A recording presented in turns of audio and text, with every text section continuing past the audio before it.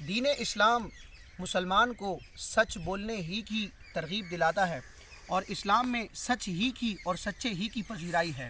جھوٹ دنیا میں بھی خسارے کا سبب ہے، اور آخرت میں بھی اگر رب تبارک و تعالیٰ کا غضب غالب آ جائے، رب تبارک و تعالیٰ کا جلال غالب آ جائے تو بندہ ہلاک ہو سکتا ہے۔ اللہ تعالیٰ ہمیں سچ بولنے کی توفیق عطا فرمائے، سچ ہی میں نجات ہے۔ ایک بڑا پیارا فرمان ہے، حدیث پاک کا خلاصہ ہے کہ پیارے آقا علیہ الصلوۃ والسلام ارشاد فرماتے ہیں کہ سچ بولا کرو۔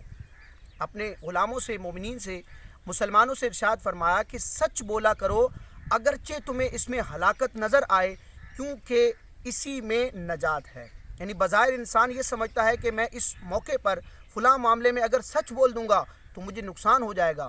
اگرچہ عارضی طور پر نظر آنے والا نقصان انسان کو سچ بولنے سے منع کرتا ہے، لیکن اگر بندہ مومن کا رب تبارک و تعالیٰ کی ذات پر بھروسہ ہو، پیارے آقا علیہ الصلوۃ والسلام کے اس فرمان پر نظر ہو، تو بندہ ظاہر میں اور دنیاوی اعتبار سے عارضی طور پر خسارے کی پرواہ نہیں کرتا، اور سچ بول کر دارین کی سعادتیں پاتا ہے اور دنیا و آخرت میں نجات کا حقدار بنتا ہے۔ اللہ تعالی ہمیں سچ بولنے کی توفیق عطا فرمائے اور سچوں کے ساتھ رہنے کی توفیق عطا فرمائے۔ صلو علی الحبیب صلی اللہ تعالی علی محمد۔